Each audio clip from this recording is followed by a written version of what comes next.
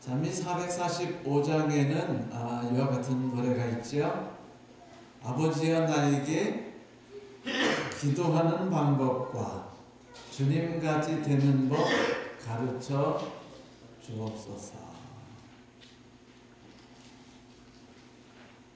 이 기도는 우리의 생활의 전반에 있어서 많은 부분을 차지하고 있는 중요한 요소이지요.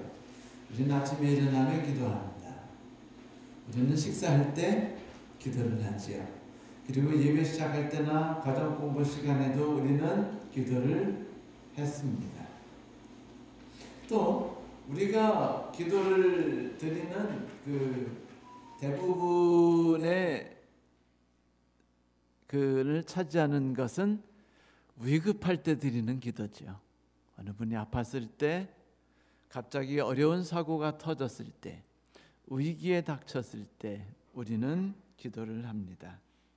그런데 우리의 기도가 판에 박힌 식사 때, 아침에 일어났을 때, 그리고 예배 시작하면서 드리는 기도이든지 응급할 때 기도를 드리는 것 이상의 많은 것들을 포함하고 있다는 사실을 우리는 잘 알고 있죠.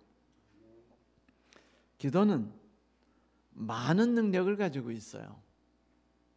그리고 우리가 생각하는 것 이상으로 우리에게 제공할 수 있는 많은 것들을 가지고 있습니다.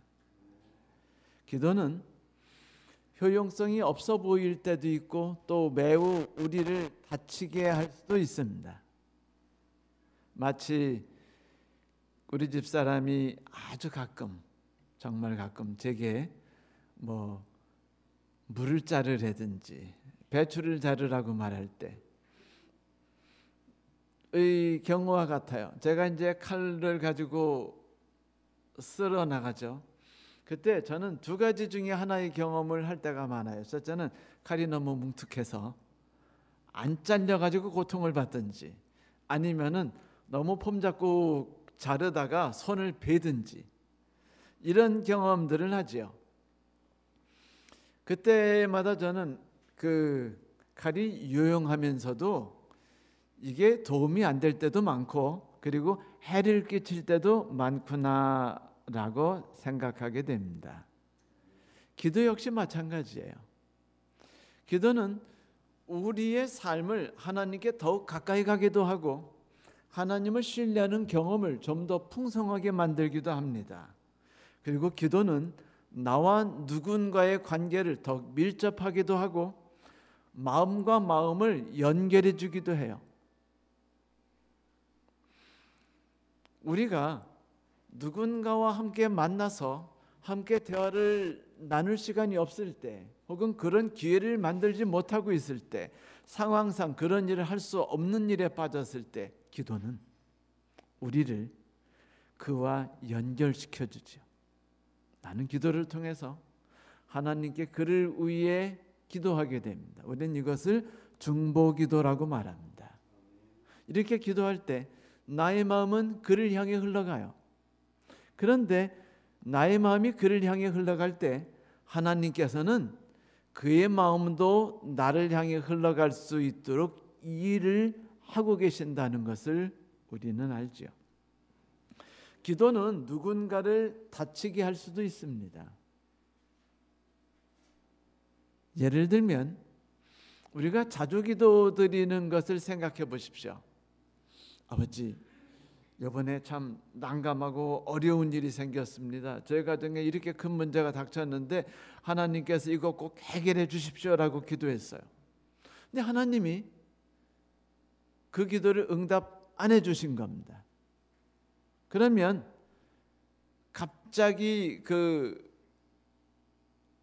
신앙이 떨어지게 되는 것을 우리는 경험하게 돼요. 하나님이 왜 안 들어주셨을까? 하나님이 계시지 않은가? 이런 여러 가지 다양한 생각들을 하고 마음이 상하기도 하고 혹은 기도에서 멀리 떨어지기도 합니다. 그것은 기도 때문에 우리의 신앙이 하나님께로부터 오히려 멀어질 수도 있는 위험성을 갖고 있다는 것을 말하는 것이죠. 그래서 오늘 우리가 본 찬미가 445장에는 이렇게 이야기하죠. 아버지여 나에게 기도하는 방법과 주님같이 되는 법 가르쳐 주소서. 이렇게 기도하는 방법, 우리는 기도하는 방법을 배워야 돼요. 그리고 기도를 통해서 얻어야 되는 그 수많은 이익들을 우리는 반드시 우리의 것으로 삼는 법도 익혀야 됩니다. 기도는 다양한 종류의 기도가 있죠. 야고보는 서로 간에 병 낫기를 위해서 기도하라고 우리에게 권했죠. 또 사도 바울은 우리에게 지혜를 얻기 위해서 기도하라고도 권했습니다. 그런데 사람들은 우리도 모르게 되게 언제 가장 열정적으로 기도하게 되냐면 위험에 빠졌을 때, 다시 말해서 비상사태 때 가장 열정적으로 기도하게 됩니다. 한 목사님이 어릴 적 경험을 해주셨어요. 이제 아버님께서 소를 키우셨는데 1년에 몇 번씩 도시로 나가셨답니다. 그러면은 혼자 갈 수 없으시니까 가족을 다 데리고 가셨대요. 그러면 이제 아버지, 어머니, 두 누나, 그리고 목사님, 5살 난 목사님. 이제 말을 타고 차를 타고 갔을 수도 있지만 이웃 도시까지 가가지고 아버지는 거기서 이제 소를 팔고 다양한 일들을 하시면서 이제 돈을 쓰기도 하시고 받기도 하시고, 그 동안에 어머니와 누님들은 항상 하시는 메인 코스가 있어요. 근데 이게 이제 우리 남자들에겐 되게 고통이 되는 거죠. 뭐죠 그게? 쇼핑.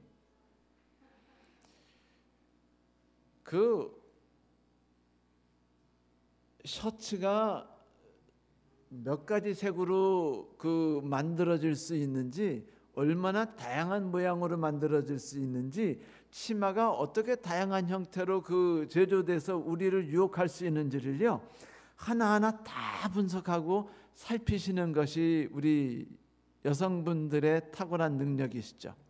그걸 즐겨하셔요. 그러니까 이 가게 이쪽부터 저쪽 끝까지 다 들리는데 옷을 하나 다 만져보고 입어보고, 그 다음에 그냥 나오고, 다음 가게 들어가 또 입어보고 만져보고 또 그냥 나오시고, 이걸 다 하시는데 남자들은 그런 걸 보면 우선 피곤하고 지쳐요. 그리고 죄책감이 듭니다. 이렇게 하는 것이 옳을까? 저 사람들에게 피해를 끼치는 건 아닐까? 근데 여성분들은 전혀 그렇게 하지 않으십니다. 과감하셔요. 다 만져보고 다 살펴보고, 그리고 다음에 한 바퀴 돌고 다시 올게요 라고 말하죠.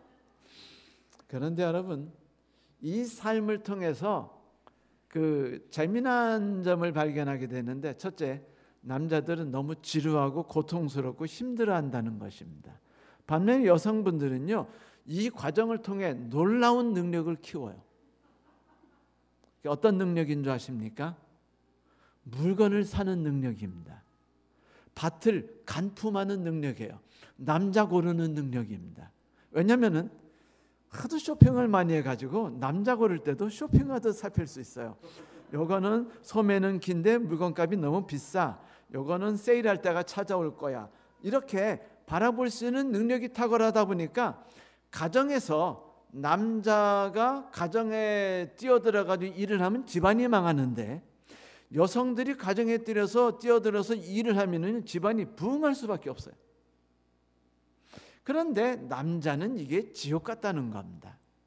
그래서 이 꼬마 목사님께서 누님들 따라다니다가 병 걸릴 것 같고 온몸이 아프고 지치죠. 누님들은 활력이 넘쳐가지고 막 생명이 솟아오르는데, 그래가지고 지쳐가지고 누님들한테 이랬어요. 누님, 누나, 나 여기 이렇게 길거리 다니고 싶어, 놀러 다니고 싶어. 누님, 누나. 그러니까 누나들이 5살짜리니까 데리고 같이 나갔어요. 길거리 가면서 궁금한 거 있으면 묻습니다. 전당포는 왜 생겼는지, 거기 아저씨는 왜 그렇게 얼굴이 음침하게 생겼는지, 이런 얘기를 다 들으면서 이제 물어보면서 이제 길을 가다가 갑자기 이 어린 목사님의 눈에 탁 띄는 것이 발견됐어요. 그건 뭐냐면 이런 빨간 뭐 대접인지 접시인지 같은 것이 있고, 그 위를 유리가 이렇게 막아놓은 거였어요. 그리고 옆에 망치가 하나 있었습니다. 그래서 누나한테 물었어요. 누나, 저게 뭐야? 라고 물으니까 누나가 화재가 나면은 옆에 있는 망치를 가지고 유리를 팍 깨가지고 그 비상벨을 누르도록 하는 거란다. 이때 목사님이 이제 어린 나이에 이제 배우게 됐죠. 저 소방서에서 만든 비상벨은 응급시에 매우 좋은 역할을 하는구나 라는 걸 배웠습니다. 그런데 이분이 나중에 커가지고 그 성도들이 기도하시는 모습을 보니까 맨날 위급한 일이 있으면 주여 라고 기도하면서 해주시옵소서, 해결해 주시옵소서, 이 문제가 우리의 삶을 괴롭히고 위험에 빠졌습니다 라고 기도하더라 이거예요. 그걸 보면서 왜 우리는 꼭 위험에 빠질 때만 기도하는가 라는 생각을 이렇게 글에 올리셨어요.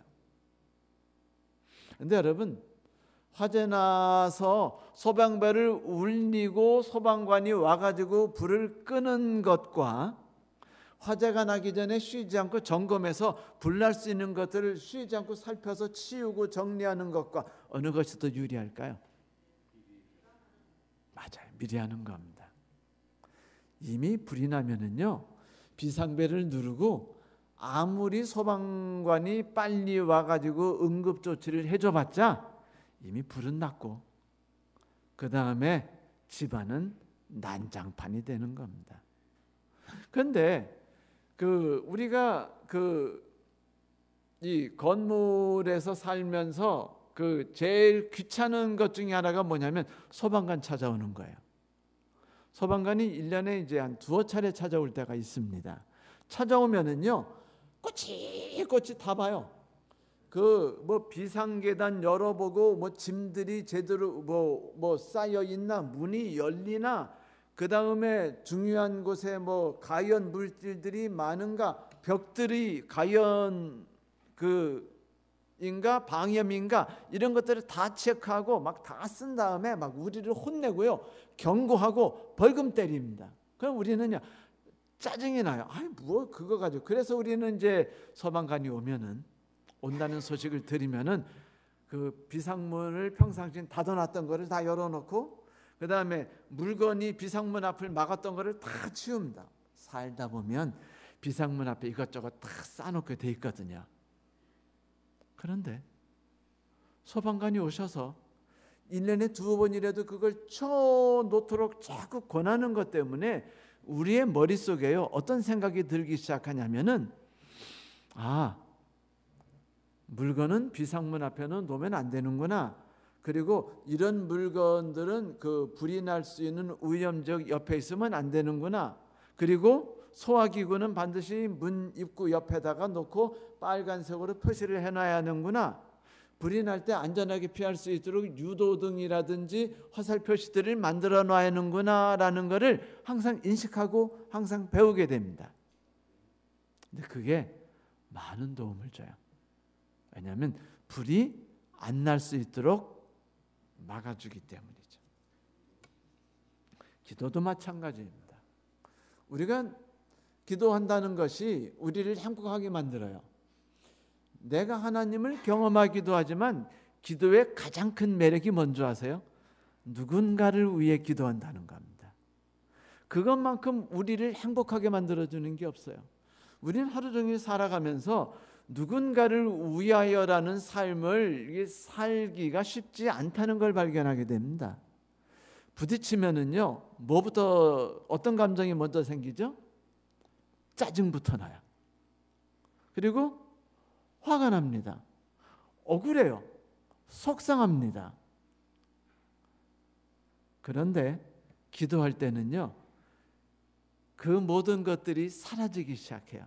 첫째, 짜증을 해결하게 됩니다. 왜냐하면 우리가 하나님한테 오 하나님 저 자를 벌하여 주시옵소서 라고 기도하더라도 그렇게 계속 기도하다 보면 마음이 좀 이게 꺼리끼면서 양심이 아프거든요.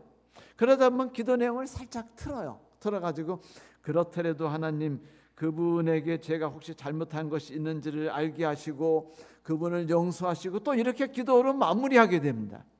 근데 이것은 뭐냐면 기도를 통해서 우리가 누군가에게 멀어지는 관계, 담을 쌓던 것들을 헐어버리고 그 사람과 나 사이에 다리를 놓을 수 있는 길들을 자꾸 만들 수 있다는 것을 우리는 배우게 되는 것이죠.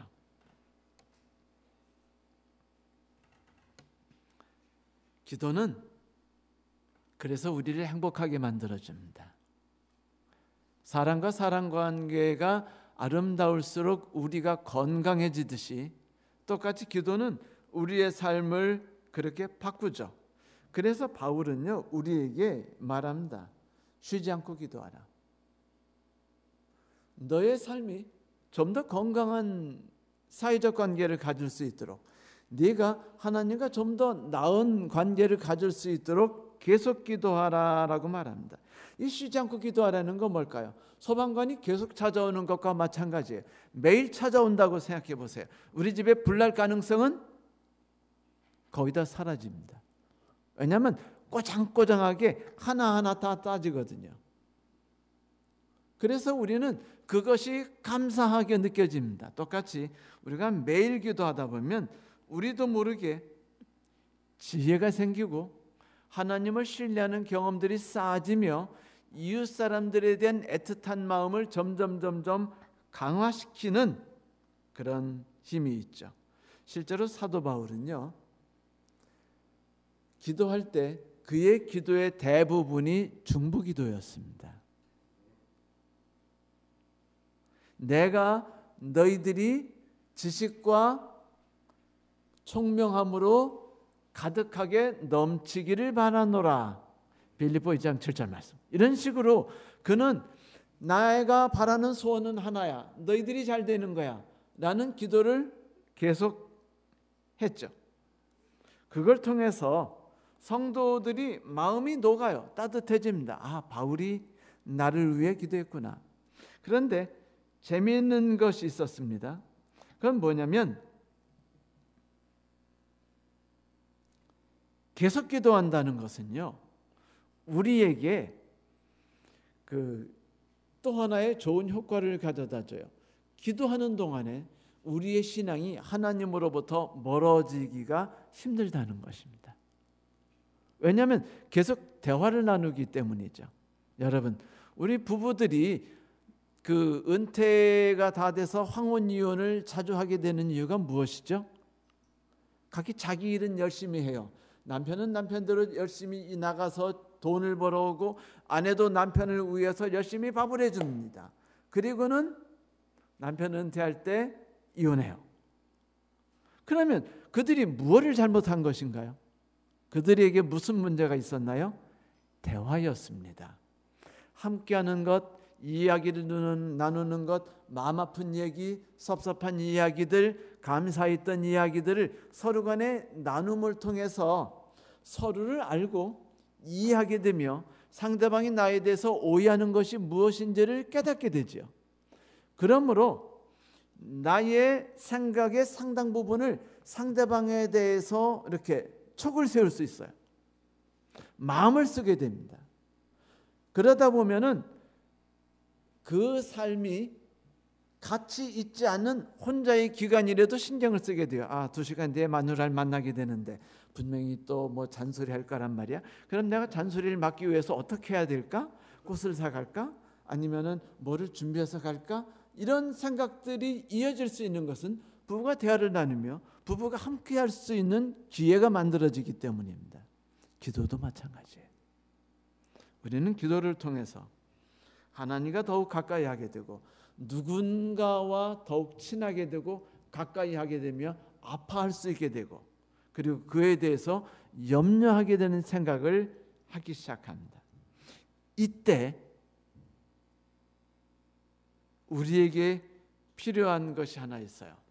그것은 무엇이냐면 지혜입니다. 뭐라고요? 지혜. 네, 알겠다고 말씀하셨어요. 자, 기도할 때 지혜가 필요하다는 사실을 아십니까? 여러분, 우리는 기도할 때 항상 하나님의 뜻을 알게 해달라고 기도하죠? 그렇죠. 그리고 하나님께서 나를 위해 일하실 때 일하시는 것을 내가 빨리 깨달을 수 있도록 해달라고 기도합니다. 그렇게 하면 우리의 신앙이 연약해지는 것을 우리가 막을 수 있어요. 여러분 생각해 보세요. 우리가 기도를 할 때 우리가 원하는 것을 하나님께 간구하고 그거를 주장하게 되면 어떤 일들이 벌어지죠? 아까 말씀드린 대로 신앙이 약해지는 것을 발견하게 됩니다. 아들이 고등학교 3학년이 됐어요. 근데 나는 꿈을 꿉니다. 이 아이가 공부도 잘하니까 서울대 의대가 꼭 들어가야겠어. 나는 이제 연초부터 기도해요. 봄부터. 오 하나님, 우리 아들이 서울대 의대를 꼭 들어갈 수 있게 해주세요. 그리고 아들한테 말합니다. 내가 너한테 기도했어. 우리 같이 무릎 꿇고 기도하자. 같이 이제 서울대 의대를 들어가게 해달라고 기도했어요. 시험을 봤습니다. 서울대 의대 못 들어가고 서울대 대신 같은 S대를 들어갔습니다. 36대.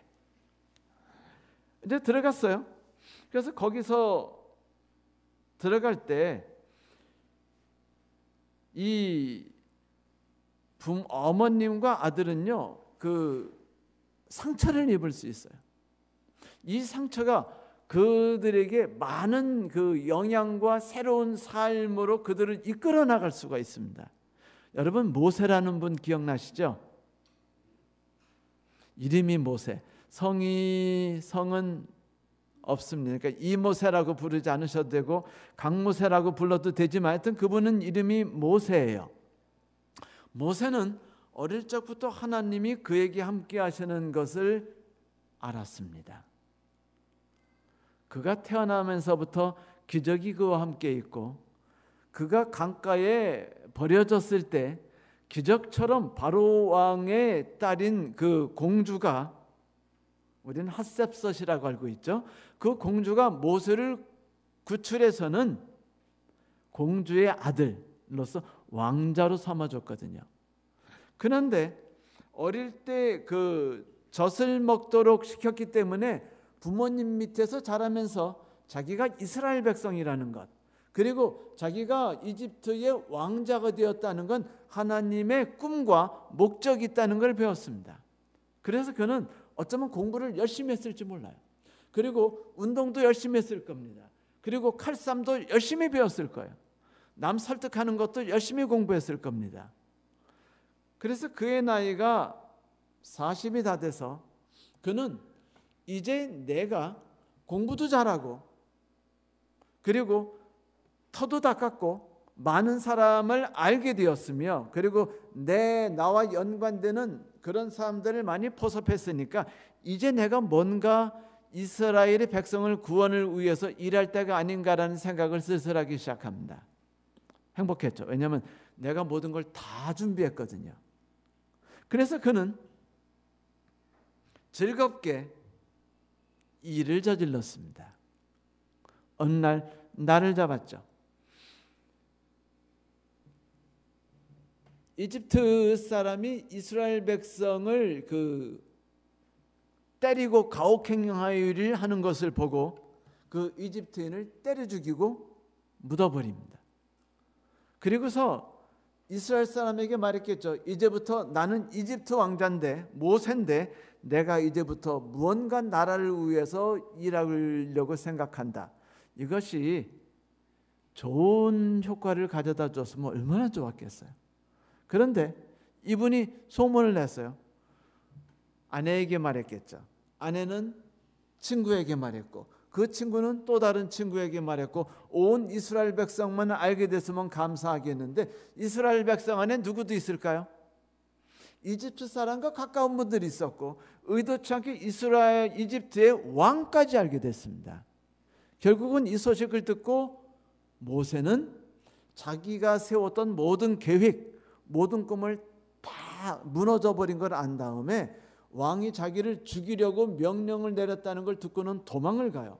그래가지고 미디안이라는 광야로 도망갑니다. 그는 문명사회에 살았어요. 왕자로서의 삶을 살았습니다. 그가 꿈꾸는 것, 그가 계획했던 걸 모두 다 이룰 수 있고 차곡차곡 진행해 나갔어요. 그는 이렇게 생각했죠. 나는 하나님을 위해, 나는 이 백성을 위해 이렇게 하루하루 준비해 나가고 있어. 마치 우리가 이 교회 발전을 위해 헌금을 모으고 그리고 어떤 계획을 짜는 것처럼 말입니다.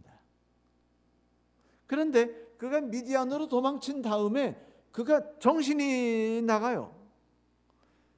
황당합니다. 수십 년 동안 하나님이 나와 함께 일하신 줄 알았는데 내가 정작 하나님을 위해 일했을 때 엉망이 돼버리고 내가 미디안으로 쫓겨갔으니 첫째 하나님이 계신 건가에 대한 의심이 들기 시작했습니다. 내가 기도했고 내가 기도한 대로 일했으며 이스라엘 백성을 위해서 일했는데 왜 모든 것들이 하나님께서 나와 함께 하지 않으셨는가? 왜 모든 일은 엉망이 되었는가 하고 분노해하고 마음 아파하며 그리고 좌절에 빠지죠. 그리고 출애굽기에 말합니다. 바로가 이 일을 듣고 모세를 죽이고자 하여 찾는지라 모세가 바로의 낯을 피하여 미디안 땅에 머물며 하루는 우물 곁에 앉았더라. 그가 우물 곁에 앉아서 거기에서 새로운 인연을 만나죠. 어떤 인연이요? 하나님이 준비하신 인연을 만납니다. 그리고 거기서 그는 평생 해보지 않았던 일을 시작해요. 양을 치는 일이었습니다. 어떤 아리따운 아가씨와의 그 불꽃이 튀니까 아주 쉽게 그 집에 그 이쁜 아가씨의 아버님에게 호의를 받게 됐고 호의를 받게 되니까 그 집에서 일할 수 있게 됐고 그 집에서 일하면서 양을 치기 시작했어요. 여러분 양을 치게 되니까 삶이 안정됐죠. 해결됐어요. 그래서 그는 미디안에서 살아갑니다. 몇 살까지 살았는지 기억나시죠? 무려 80세였습니다. 자, 이 중에 80세 연세 되시는 분 이상 되시는 분이 몇 분이시죠? 손 드셨네요. 80세 이상. 자, 이제 어디 이 세상 한번 멋지게 살아보자 하는 의욕이 생기시나요? 네? 나 이제 내 몸을 불살라 이 북수원 교회를 위해서 한 일 해보리라 막 그런 열정이 생기시나요? 그렇지 않죠. 모세 80이면 할아버지입니다. 그 할아버지가 이제 인생 모든 걸 다 내려놓고 포기할 때 하나님이 그를 찾아오셔요. 그리고 말씀하십니다. 모세야, 내가 이제부터 너를 사용해서 이집트에 있는 불쌍한 내 백성을 구원하려 한다. 그때 모세가 얼마나 하나님이 당신의 꿈을 이야기하시고 내가 너를 사용하겠다 하셨을 때 얼마나 반항했는지 기억나시죠?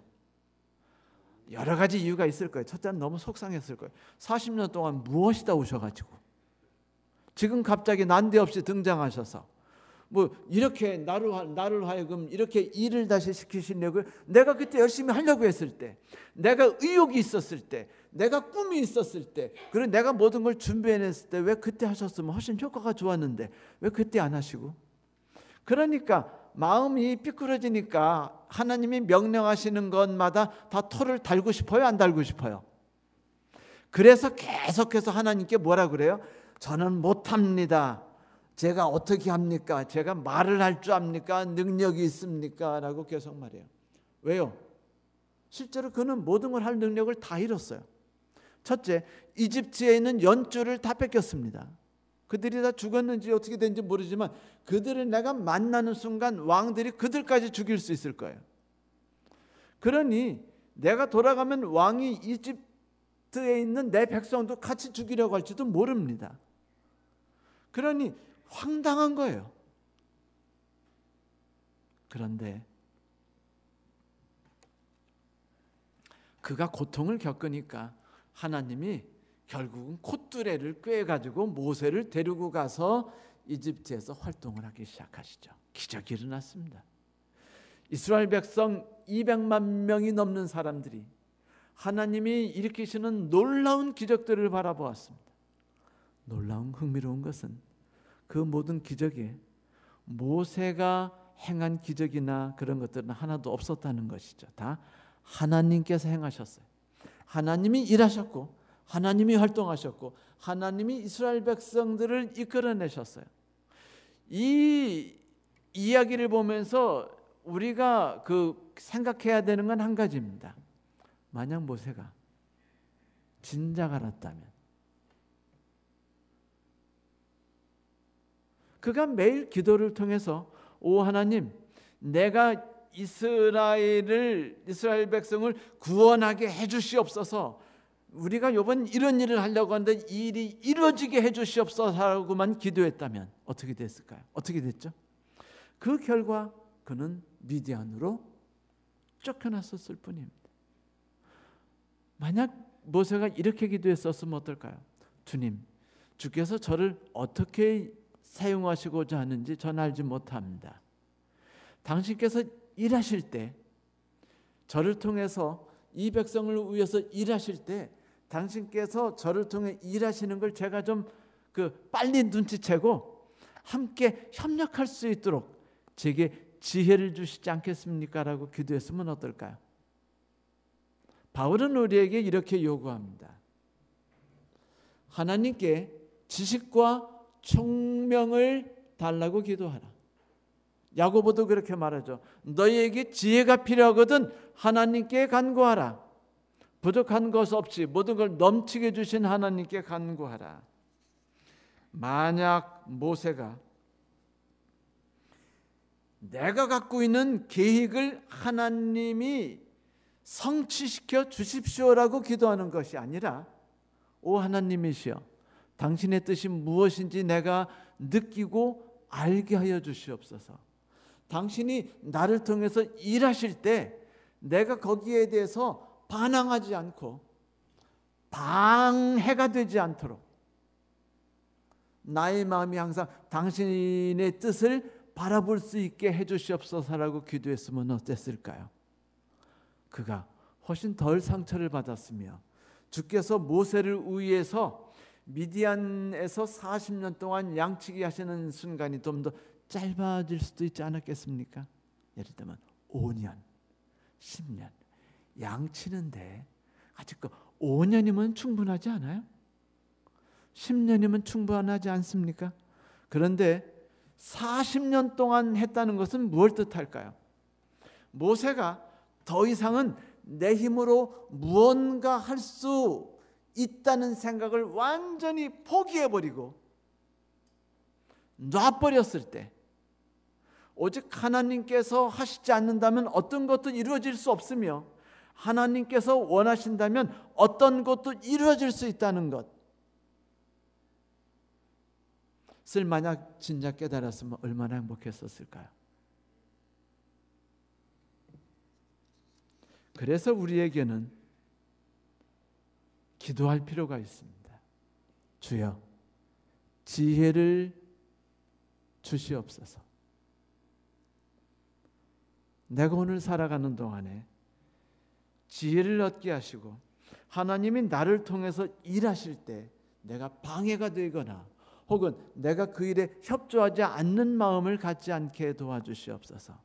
주께서 나를 도구로 사용하려 하실 때 기꺼이 도구로서 효과적으로 잘 일할 수 있게 제가 주의 뜻을 알게 하여 주시옵소서 라고 기도하는 겁니다. 매일 기도하실 필요가 그것 때문이에요. 우리가 아침에 일어나면 기도하시죠. 우리는 남을 위해 기도합니다. 우리는 나를 위해 기도하죠. 그러면 우리가 나를 위해 기도할 때는 지혜를 간구하고 하나님 뜻을 알려고 기도할 필요가 있어요. 여러분, 하나님 뜻을 알지 못할 때는요, 열정이 있어도 망가뜨리는 경우가 많아요. 오히려 일들을. 어떤 꼬마아이가 있었어요. 숙녀죠. 5살짜리 숙녀였습니다. 오늘 비가 많이 오는 날 자기 집에 이쁜 키리가 밖에 나갔다가 그 비에 흠뻑 젖어서 мя우 하고 두르는 걸 봤어요. 그러자 불쌍했습니다. 그래가지고 이 아이를 오븐에다 집어넣고 오븐을 돌려버렸어요. 털 말려주려고. 결과가 어떻게 됐을까요? 고양이가 죽었죠. 이것은 우리가 어떤 의욕만 갖고 있다고 해서 모든 일을 다 잘해낼 수 없다는 것이에요. 여러분, 자녀들하고 함께 살아보시고 부모님하고 함께 살아보시고 남편하고 함께 살고 아내하고 함께 살면서 진심이면 다 통한다는 것을 믿으십니까? 아니에요. 절대로 아닙니다. 내가 하는 말은요, 아내는 항상 그 반대로 생각하는 탁월한 능력이 있어요. 제가 생각하지 못한 것까지 찾아낼 수 있는 놀라운 발굴 능력. 여러분, 거기에는 무슨 문제가 있었는 줄 아세요? 제가 저도 모르게 말에 뉘앙스를 갖고 있었기 때문입니다. 지혜가 들어있지 않았기 때문이었어요. 내가 하는 말을 무심코 아무 생각 없이 그냥 내 방법대로 던졌어요. 상대방이 좋아하는 방법이 아니라 상대방은 뭘 먹기 원하는데 케이크를 먹기를 원하는데 나는 자꾸 아이스케이크만 갖다 주는 겁니다. 기분 되게 나쁘죠. 그게 집안에 놓이면은요 쓰레기만 돼요. 그러니까 내가 상대방에게 유익이 된 게 아니라 쓰레기를 던져준 겁니다. 기분 나쁘게 만들고 마음에 상처를 준 거예요. 결국은 내게 뭐가 필요하냐면 지혜가 필요해요. 그래서 우리는 이렇게 기도해야 됩니다. 아침에 일어나시죠. 그러면 무릎을 꿇습니다. 그리고 기도합니다. 아버지 하나님, 제가 오늘 하루 살아갈 때 하나님께서 저를 통해 무언가 일을 하려고 하실 때 그것이 무엇인지 발견할 수 있도록 도와주시옵소서. 그러면 생각해 보세요. 하나님이 일을 하려 하실 때는 대상이 날까요? 다른 분들일까요? 다른 분들이죠. 이제 지난주에 코로나로 인해서 많은 우리 성도들이 어려움 당하셨죠? 정말 고통 많이 당하신 분들이 꽤 있으셨습니다. 근데 제가 평상시에는 아프신 분들 꼭 이렇게 방문하면서 물건 사가지고 갔는데 이번 주는요 아무 분에게도 안 온 거예요. 제가 그런데 우리 집 사람이 저한테 그랬습니다. 여보, 그분들을 찾아가서 뭐 좀 갖다 드리거나 뭔가 했어? 안 했네. 그러면 지금이라도 합시다. 제가 뭐 내일 하지 뭐. 지금 하자. 그래서 제가 그냥 하기 싫은데 억지로 끌려가가지고 그 홈플러스 가서 물건을 사고 또 우리 집사님 정성껏 준비한 것들을 받아가지고 그걸 가지고 우리 집사람 같이 갖다 드리고 또 이렇게 돌아왔는데 마음이 얼마나 행복했는지 모릅니다. 좋았죠? 행복했어요. 하나님께서 나에게 누군가를 위해서 일할 수 있는 기회를 만들어 주셔요. 아내를 통해서든지 무엇을 통해서든지. 기도에는 언제나 행동이라는 게 얽혀 있습니다. 우리는 이렇게 기도해야 됩니다. 아버지 하나님, 내 사랑하는 아들이 있습니다. 아들이 지혜로운 삶을 살게 도와주세요. 그 아이가 오늘 하루 살아갈 때 하나님의 뜻을 발견하게 살게 하게 하시고 누구에게 유익이 되는 삶을 살게 하시고 하나님의 꿈을 발견할 수 있게 해주세요라고 기도했다 합시다. 그러면 그 기도로 끝나지 말아야 돼요. 이렇게 해야 됩니다. 그러면 그 아이가 하나님 뜻을 발견할 수 있도록 하기 위해서 내가 할 수 있는 일은 무엇인가를 반드시 기도가 끝나면 기록을 하셔야 돼요. 기록을 하세요.